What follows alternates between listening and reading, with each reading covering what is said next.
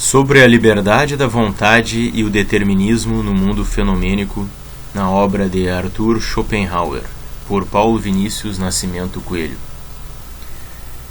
Na obra O Mundo como Vontade e Representação, tomo 2, página 632, tradução de Jair Barbosa, encontramos o seguinte trecho. Schopenhauer diz: a absoluta liberdade consiste justamente em que algo não está submetido ao princípio de razão como o princípio de toda a necessidade. Uma tal liberdade, por conseguinte, provém apenas da coisa em si, mas esta é precisamente a vontade. Fecha aspas. A vontade, como essência una do mundo, é livre, mas suas manifestações, não. No mundo fenomênico impera a causalidade, tanto na matéria quanto na percepção dos sujeitos, segundo o princípio de individuação. Há uma hierarquia entre a vontade e suas objetivações em geral. Isso é destacado por Schopenhauer, que dá ênfase à liberdade da vontade una e toda-poderosa, eterna, imutável, e que rege o mundo como impulso irrefreável. No entanto, as manifestações fenomênicas da vontade são a própria vontade, e isso sugere uma contradição no sistema. Uma contradição não apenas no âmbito do discurso, mas também de ordem ontológica, que pode ser meramente uma limitação da expressão de linguagem, derivada de restrições gnoseológicas impostas pelos limites da cognição humana.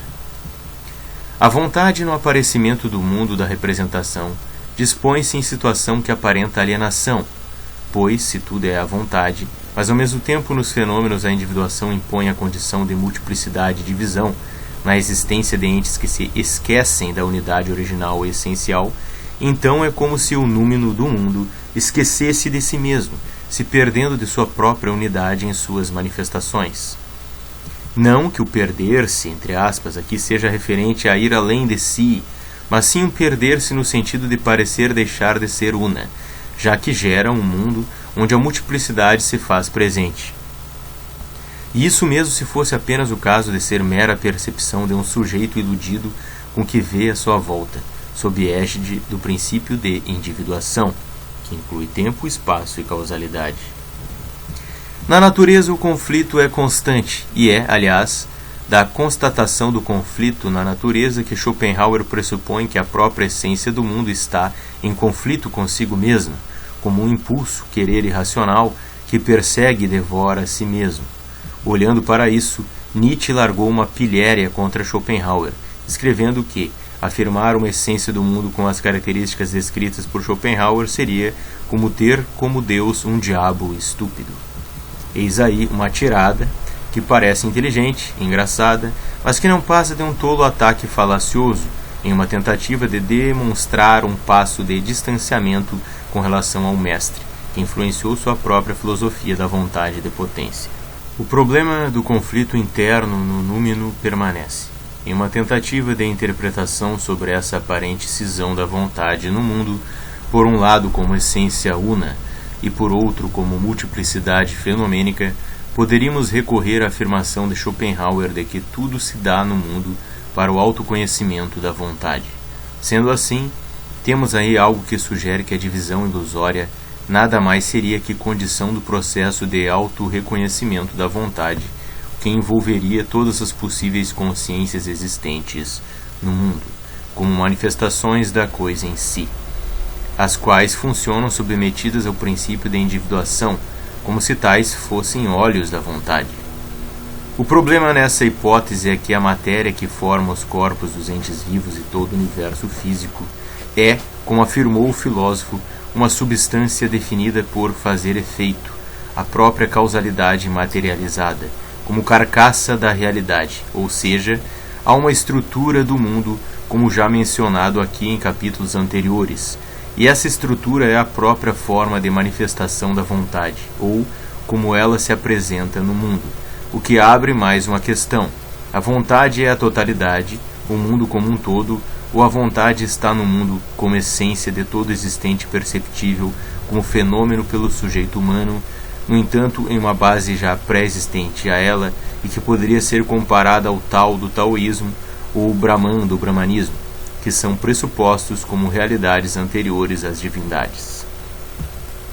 Essa última especulação, embora pareça estranha, pode talvez encontrar na filosofia de um mundo como vontade de representação algum sentido, na medida em que, ao insistir na possibilidade de negação da vontade, Schopenhauer parece abrir uma brecha para imaginarmos algo para além da vontade, e sobre o qual não podemos falar, dado que escaparia à nossa possibilidade de entendimento. Somado a essa constatação, temos também o problema do conflito interno da vontade, que é confirmado pela realidade do mundo fenomênico. Afinal, se a essência fosse como um ser absoluto e perfeitíssimo, algo semelhante ao Uno de Plotino, não seria necessário o aparecimento de algo como um mundo fenomênico, onde espécies e indivíduos estão em constante choque de interesses e volições, mesmo sendo, no fundo, manifestações da mesma essência comum. Com relação à liberdade, a aparente incoerência em afirmar que a essência do mundo é livre, mas suas manifestações não, é uma afirmação de dualidade no mundo. Porém, é preciso insistir que, segundo o próprio filósofo, essa dualidade é ilusória. Os indivíduos humanos que possuem consciência sobre si mesmos deveriam ser livres, visto que são a vontade objetivada, mas esse não é o caso para Schopenhauer, que identifica uma teia de causas e efeitos envolvendo e impregnando a tudo na natureza. O determinismo causal acorrentando todos os fenômenos e tudo o que acontece, desde pensamentos humanos até órbitas planetárias e supernovas. O sujeito humano é impulsionado por motivos sobre os quais, na maior parte da história de sua existência no mundo, não terá conhecimento sobre. Agirá sob a ingênua crença de estar escolhendo livremente o que, na verdade, já estava previsto na cadeia de eventos do universo.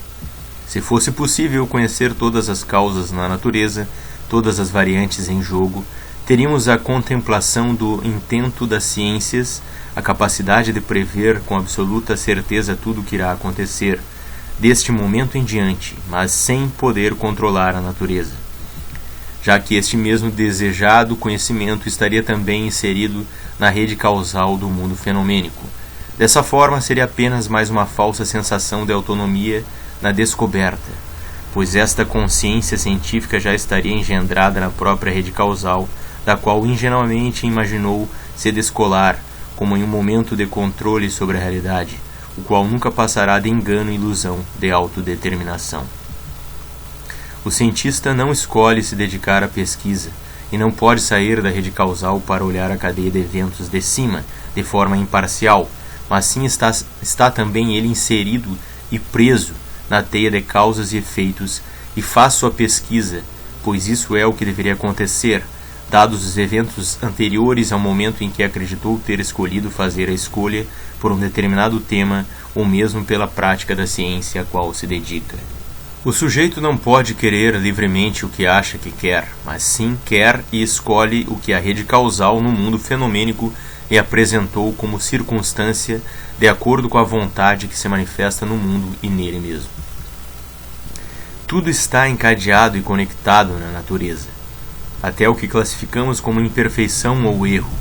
assim como o nosso olhar sobre estes fenômenos também estará de acordo com o determinismo da causalidade que rege a matéria no mundo. Por trás disso há a alma do mundo, a vontade livre, que, porém, é também, ao mesmo tempo, essa carcaça fenomênica soprada por ela mesma. Há uma estrutura no mundo derivada dos graus de objetivação da vontade e sua manifestação em tudo que existe. O caráter, de acordo com o qual o sujeito irá expressar sua vontade individual, é também parte dessa estrutura. Mas se o mundo está para a vontade como sua representação e espelho, então há ainda uma brecha para que, através de um de seus fenômenos, a vontade una tome um rumo diferente, através desse mesmo ente individual, que será como um instrumento para seu autoconhecimento, o que o filósofo aponta como possibilidade da negação da vontade e momentos de sua suspensão, através da arte e da compaixão, por exemplo. Para ficar mais claro a noção de liberdade da vontade, a essência una do mundo, em contraposição ao império da causalidade no mundo fenomênico, podemos tomar como exemplo você que neste momento escuta estas palavras, concentrado neste áudio e vídeo, que é a reprodução de um texto, na verdade.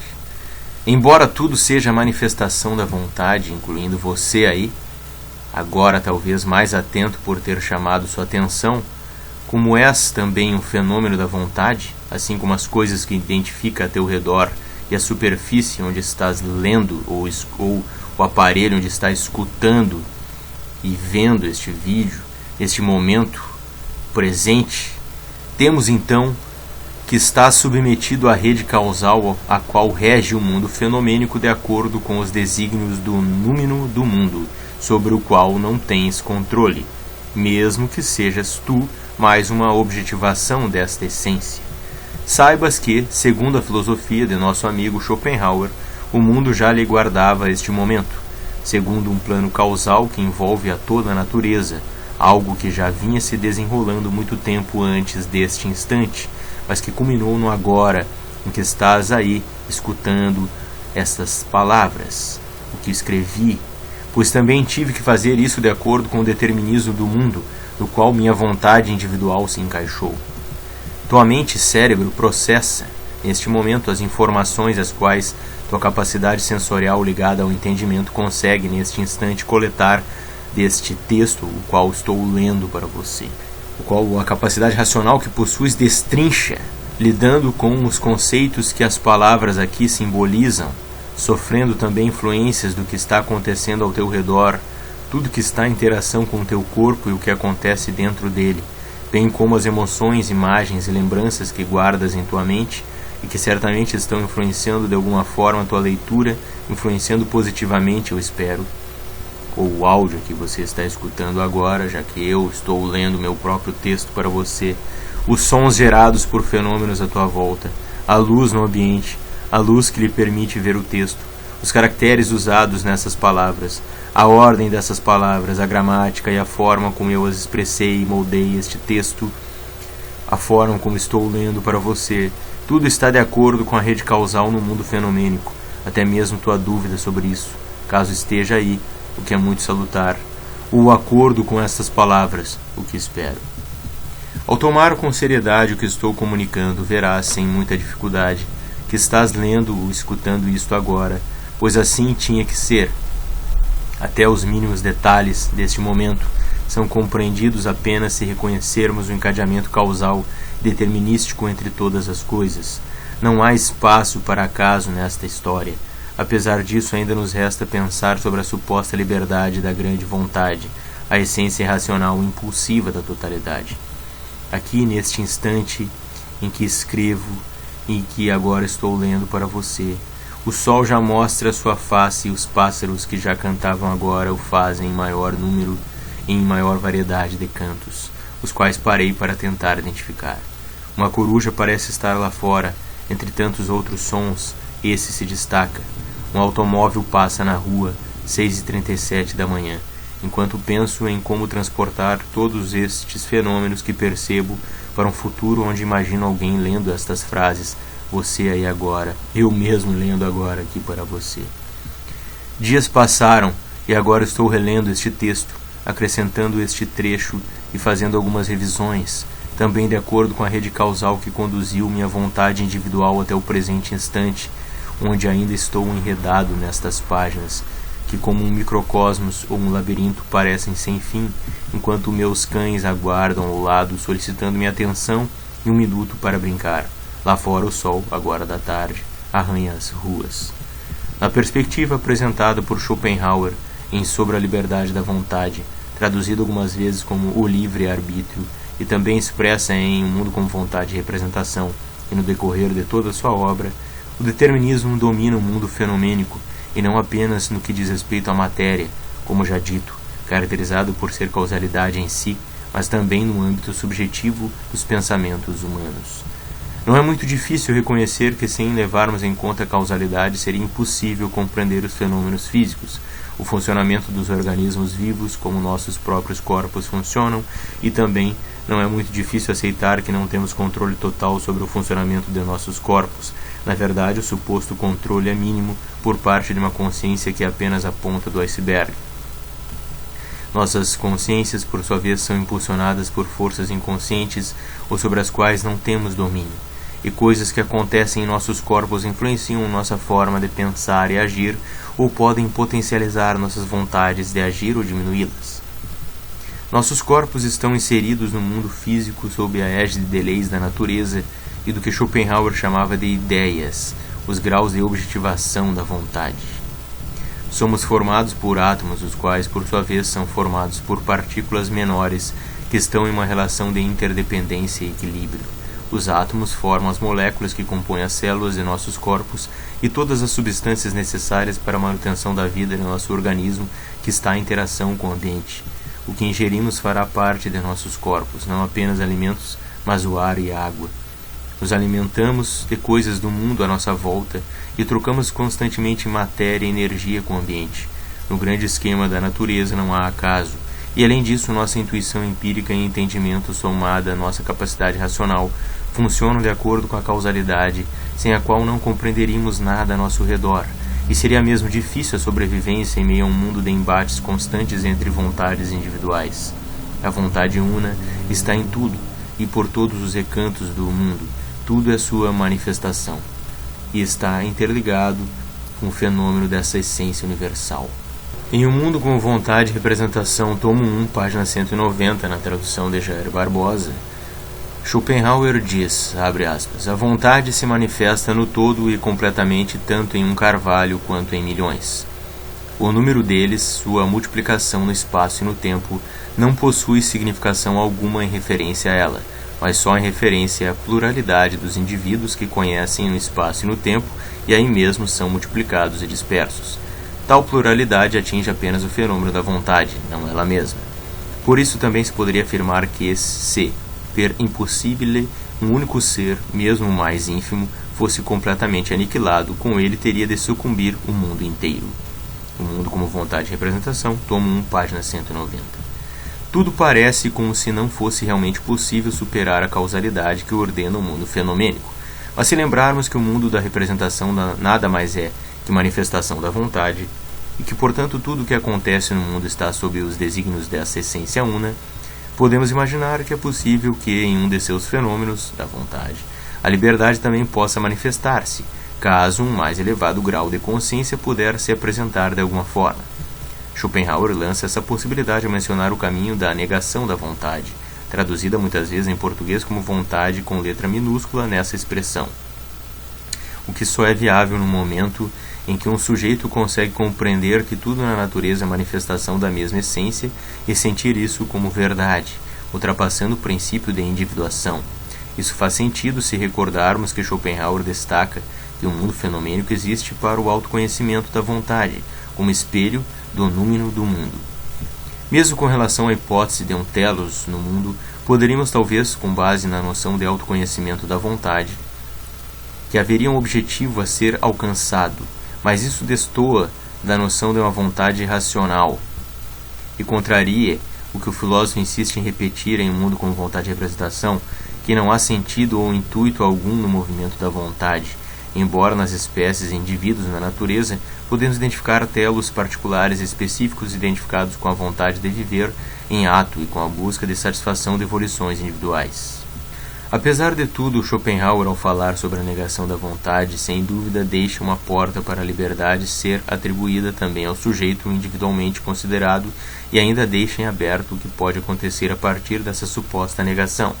visto que o resultado escapa aos limites de nossa capacidade de entendimento, extrapolando as restrições da filosofia transcendental. Há também a possibilidade do sujeito, ao reconhecer seu próprio caráter e o que motiva suas ações e querer, poder construir sua existência de uma forma mais sensata e evitar maiores danos e sofrimento. Isso o filósofo sugere em Aforismos para a Sabedoria de Vida, por exemplo. Mas seria apenas algo como querer ser o que se é, sem poder mudar a essência do que se é. Mas isso indica que o conflito entre fenômenos da vontade em meio à natureza gera uma situação em que a vontade do indivíduo pode afetar a vontade individualizada em outro sujeito, ou seja, a vontade, ao se manifestar de forma una em cada fenômeno, pode chocar-se consigo mesma, manifesta em um outro fenômeno, e conduzir este segundo de acordo com a forma de sua manifestação no primeiro, o que, na verdade, parece um pouco estranho devido à insistência de Schopenhauer em mencionar a rede causal dominante no mundo material, o que, consequentemente, nos faz concluir que tudo já está determinado irrevogavelmente. Então essa hipótese de liberdade no fenômeno bate de frente com a causalidade, e a única brecha que realmente pode fazer algum sentido nesta história é a do autoconhecimento da vontade por intermédio de algo que aconteceria em um sujeito. Mas se o sujeito mudar livremente seu comportamento, isso logicamente teria que afetar a totalidade do mundo fenomênico. Dessa forma, ficamos com este problema em aberto. Este é um trecho do livro A Vontade Una, de minha autoria, sobre a fundamentação metafísica da ética na obra de Arthur Schopenhauer. Até a próxima, forte abraço.